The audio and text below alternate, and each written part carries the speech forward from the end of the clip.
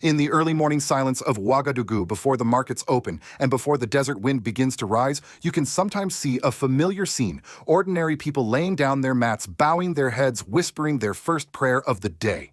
It is a moment of peace, a moment when no one imagines danger, a moment when trust feels simple. And yet, in that same quiet, sacred position, a plan was once set to end the life of one of Africa's most defiant young leaders. This is the part of the story most people never hear. For decades, assassination in Africa was not carried out by distant enemies. It was carried out by someone standing just a few steps away, a guard, a friend, a familiar face. That is how Patrice Lumumba fell. That is how Thomas Sankara was silenced. And that is the same haunting method quietly prepared for President Ibrahim Traoré of Burkina Faso. No invading army, no fighter jets. Just one man, standing behind him during prayer. What if history had repeated itself? What if loyalty had broken at the very moment a nation needed it most? According to the testimony of Traoré's own bodyguard, foreign agents offered him $5 million and full citizenship for his entire family in exchange for a single act of betrayal. They told him the perfect moment when the young captain kneels to pray, when the world softens around him, when he trusts the man behind him completely. And yet the plan failed not because the conspirators lacked intelligence, but because one man refused to sell his soul. So tonight we ask the question that echoes across Africa and beyond: why are leaders who fight for true sovereignty always the ones marked for elimination? And how long can Ibrahim Traoré survive a system built to destroy men like him? If you believe the world deserves to hear the truth behind these stories, not just headlines, not just rumors, then stay with us. And please share this video if you feel that you are among the first to truly support President Ibrahim Traoré. In the busy streets of Ouagadougou, life rarely stops. Vendors call out to early customers, children weave between motorbikes, and the sun rises slowly over a city that has lived through more than its share of turmoil. For the people of Burkina Faso, danger has always been something distant: rebels in the north, extremists in the countryside, the quiet pressure of foreign powers. But what they did not know, what almost no one knew, was that the closest danger to their president came from just a few feet behind him. For Ibrahim Traoré, the young captain who stepped forward to lead his country in 2022, survival has never been guaranteed. What the world learned much later, long after the speeches, the reforms, and the defiant declarations of sovereignty, is that he has lived under the shadow of death again and again, not once, not twice, but more than 18 times.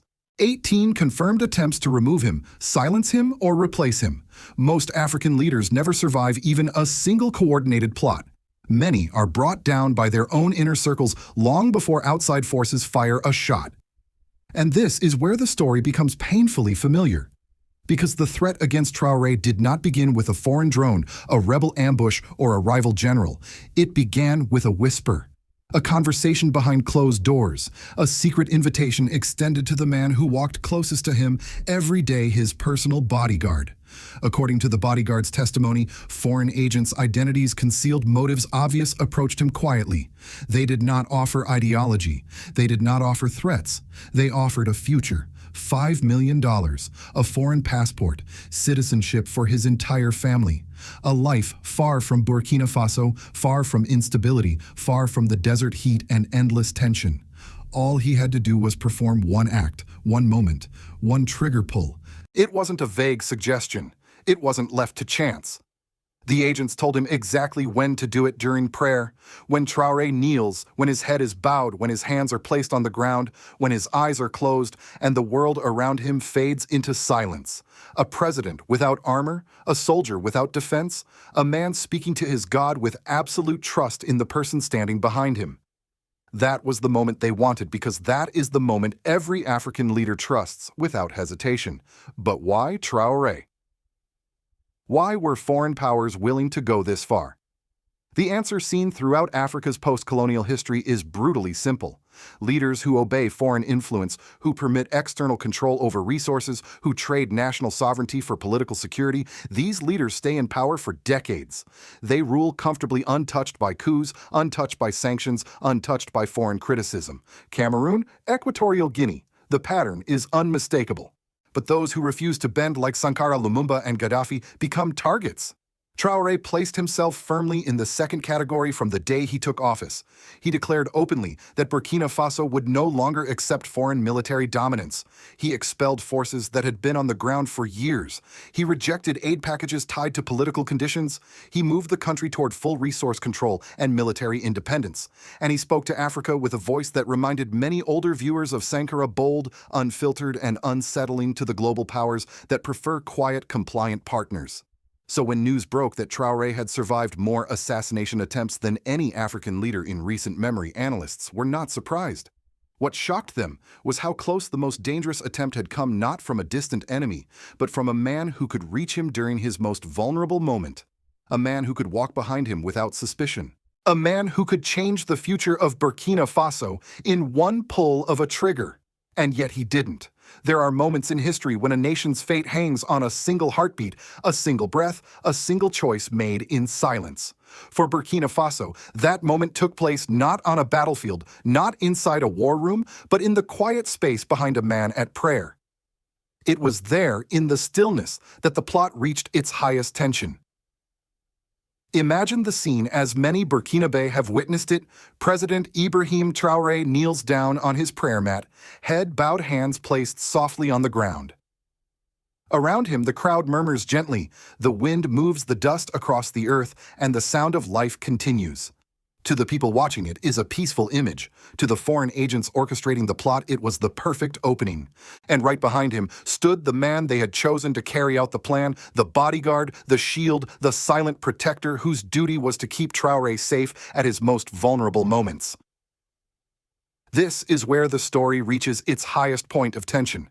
They told him, when he bows his head, that is the moment. No one will question you. No one will suspect you. Your life will change forever. But what they underestimated was something money could never buy: identity, dignity, and a man's sense of place in this world. When the bodyguard revealed what he had been offered, people across the region expected him to speak about fear, pressure, or threats. Instead, he spoke about something far deeper. He said words that traveled across Africa like a wave will: $5 million, make me a king in their land when their own children will still mock me as a foolish man. It was not just a rejection. It was a declaration. It was the moment the plot collapsed under its own arrogance. This response shocked even the agents who attempted to recruit him. They had assumed, as history so often suggested, that loyalty could be purchased, that poverty weakened the spirit, that African men could be persuaded to betray each other for the promise of comfort in a foreign land. But the bodyguard dismantled that assumption with a single sentence, a reminder that dignity is not for sale. From that moment, the energy around Traoré changed. Inside Burkina Faso, citizens spoke of the bodyguard with reverence. Social media across West Africa lit up with praise, calling him the shield, the silent lion, the man who stood between life and death. In the markets, people told the story like a parable. In mosques, elders whispered prayers for him. In the diaspora, African Americans and Afro-Caribbeans shared their own stories of dignity over money, recognizing a kindred spirit in a man whose name the world may never know. But admiration was only one side of the reaction. There was also fear, real deep historical fear. Older Africans remembered how betrayal destroyed Thomas Sankara, how Lumumba fell because Mobutu switched sides, how Gaddafi trusted the wrong allies, how revolution after revolution was suffocated not by foreign armies, but by the hands of insiders. And they asked themselves, how close did Burkina Faso come to reliving that dark history? The government responded quietly but decisively. Security protocols tightened. Layers of protection were added around the presidency.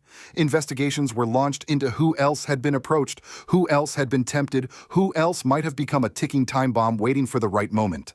The military reviewed its internal ranks. Intelligence networks reassessed their vulnerabilities. But one truth overshadowed everything: Burkina Faso had survived the closest attempt yet, not because of weapons or strategy, but because one man refused to betray his president. Across Africa, reactions from the public revealed a deeper emotional wound. Many asked painful questions. Why must every African leader who seeks real independence face death? Why does loyalty feel so rare in our political history? Why must a nation rely on miracles to protect a leader who simply wants sovereignty? And in that collective reflection, something remarkable happened. The bodyguard's decision became more than a personal act. It became a symbol of what Africa has long needed: loyalty that cannot be shaken, dignity that cannot be purchased, and courage that stands firm even when the world tries to bend it. In the days that followed the revelation, the streets of Burkina Faso carried an unusual kind of silence, not fear, but reflection. Ordinary citizens in Ouagadougou spoke about the assassination attempt the same way families speak about a near-fatal accident, with trembling relief, with disbelief, and with a haunting awareness of how close they had come to losing everything. Mothers buying vegetables murmured prayers of gratitude. Taxi drivers retold the bodyguard's words with pride. Young people who had once been cynical about politics now felt a spark of renewed belief. Because for the first time in a long time, loyalty had won. But beneath that relief lay deeper consequences, both civic and political. Generations of Burkinabé have lived through coups, sudden deaths, and abrupt changes of leadership. Many still remember the morning the news of Thomas Sankara's death swept through the country, a wound that never fully healed. Learning that Ibrahim Traoré had been targeted in the very same way reopened that wound. The older generation asked painful questions. Are we cursed to lose every leader who wants independence? Has nothing changed since the days of Sankara? But unlike 1987, this time, the story did not end in tragedy. That difference alone reshaped public perception. The bodyguard's refusal gave ordinary people something rare in the history of Burkinabe politics: a sense that the cycle of betrayal can be broken. Inside the military, the backbone of every political transition in Burkina Faso, the shock was even greater. Traoré had come to power promising unity within the ranks, discipline, and an end to internal sabotage. But the revelation that foreign agents had managed to approach someone so close to him shook the institution. Whispered conversations circulated across barracks. Who else was approached? Who else might be tempted? Could another Sankara Compaoré scenario happen again? As a result, the government implemented reinforced counterintelligence measures. Background checks were tightened. Rotations were increased. Officers were screened for unexplained wealth or foreign contact. The message became clear: Burkina Faso would not allow another betrayal to take root. Despite the tension, something powerful began happening among civilians.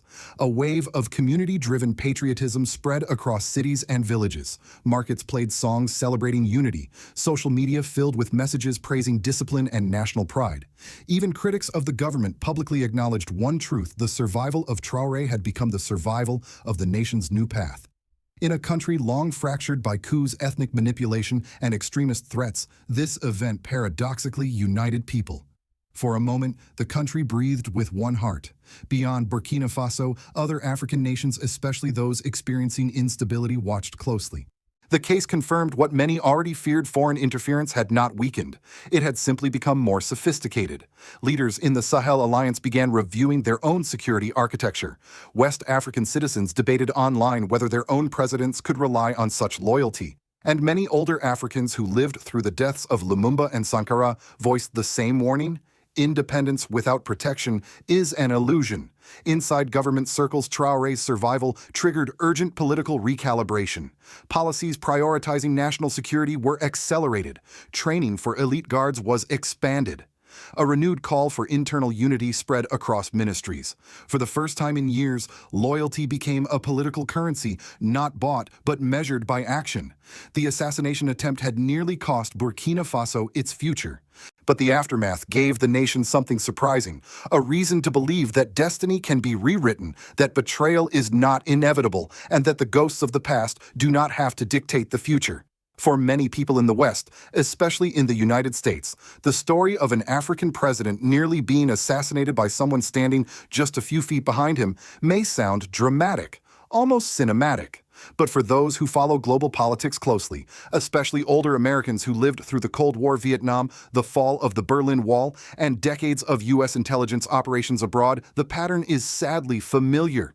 The attempted plot against Ibrahim Traoré did not happen in a vacuum. It happened inside a global system where African sovereignty has always come second to foreign strategic interests. And when news of the plot began circulating beyond Burkina Faso, analysts in Washington, Brussels, Paris, and even Beijing quietly took note. Among American foreign policy experts, two competing reactions emerged. The first common in older diplomatic circles was a sense of weary recognition. Another African leader who refuses foreign influence, another wave of instability that could reshape alliances in the Sahel. To them, Traoré's rise represents the same dilemma the U.S. has faced for decades. Should American policy support stability even when it means partnering with long-standing strongmen? Or should it support independence and risk losing influence? Some former diplomats admitted privately what many Africans have said publicly. Washington tends to tolerate leaders who align with U.S. interests regardless of their democratic credentials. Cameroon, Equatorial Guinea, and other long-term regimes remain proof of that. Traoré, however, stands outside that paradigm, young, defiant, unpredictable, and unwilling to play by the old rules. Western coverage was divided. Some outlets portrayed Traoré as a controversial populist. Others, especially those with correspondents in West Africa, highlighted the assassination attempts and the geopolitical context behind them. Older American viewers who remember the stories of Lumumba, Sankara, and Gaddafi recognize the pattern almost immediately. Leaders who challenge Western power structures often meet dangerous ends. The difference this time was that Traoré survived, and that survival disrupted the narrative. In several European capitals, the reaction was noticeably quieter. France, in particular, has grown uneasy as Burkina Faso, Mali, and Niger move decisively away from French military and political influence. To European policymakers, Traoré's survival sends a message: the Sahel's realignment is not slowing, it is accelerating. If the assassination had succeeded, many strategic conversations about Africa's shifting alliances might have changed overnight. But because it failed, Europe now faces a more assertive regional bloc and a young African leader whose popularity rises each time he survives another attack. In contrast, countries across the global south from Latin America to Southeast Asia saw Traoré as part of a broader movement of younger leaders rejecting old power structures. Online forums in India, Brazil, South Africa, and the Caribbean erupted with praise for the bodyguard's loyalty. They saw echoes of their own histories when foreign powers undermined reformers who wanted independence. This emotional resonance amplified Traoré's global image far beyond Africa. Among older Americans, especially those who lived through the Civil Rights era and Cold War, the story sparked reflection. Many wrote in comment sections, "We've seen this before. The pattern never seems to change. I hope this young leader survives long enough to finish what he started." For them, Traoré's survival isn't just an African story. It is a reminder of how power behaves, how nations interfere, and how rare integrity can be in global politics. And as Africa rises in global importance, the United States may soon face a new question. Will it support leaders who choose sovereignty, even when they challenge old alliances, or will history repeat itself? As night settles over Ouagadougou and the call to prayer fades into the distance, a question rises quietly across the African continent, a question older than independence itself, a question whispered after the deaths of Lumumba, Sankara, Cabral, and so many others who tried to stand tall. How long can a leader survive when the real enemy stands right behind him? The failed plot against President Ibrahim Traoré is more than another entry in Africa's long and painful history. It is a warning, a reminder that the forces working against true sovereignty are not fading. They are adapting. They are watching. And they are willing to strike at the most intimate moments of a leader's life. But this time, something different happened. This time, betrayal did not win. This time, a single act of loyalty held back the weight of history. One man refused to sell his honor. One man chose his homeland over a foreign promise. One man protected a president the same way he would protect a brother. And because of that choice, an entire nation continues to walk its uncertain but determined path toward independence. Yet we cannot pretend the danger has passed. If anything, the failed attempt reveals how committed Traoré's opponents truly are. A leader who has survived more than 18 assassination plans does not live in a world of normal politics. He lives inside a storm that has swallowed other African leaders before him. And the world, including the United States, must now ask itself, what happens when a young African president refuses to bow, refuses to sell his country, and refuses to play by the rules written by powers far beyond his borders? Will he be allowed to lead? Or will history try once again to erase a man before his work is complete? For older Americans who have watched decades of foreign interventions unfold across the globe, who have seen promises of democracy collide with realities of geopolitics, this story may feel painfully familiar. But it should also feel important because what happens in Burkina Faso today will echo across Africa tomorrow. And so we leave you with this question. Do you believe President Ibrahim Traoré's fight for real sovereignty can survive the forces pushing against him? Or will Africa once again witness the fall of a leader who dared to dream beyond the limits imposed on his nation? Please share your thoughts below. Your perspective matters especially now, when the world is changing faster than ever. If you believe the people should hear stories beyond the headlines, if you believe that truth is more important than the narrative, then please share this video and subscribe if you want to stay among the first to know the real Africa news, the stories shaping the future of Burkina Faso, the Sahel, and the entire continent.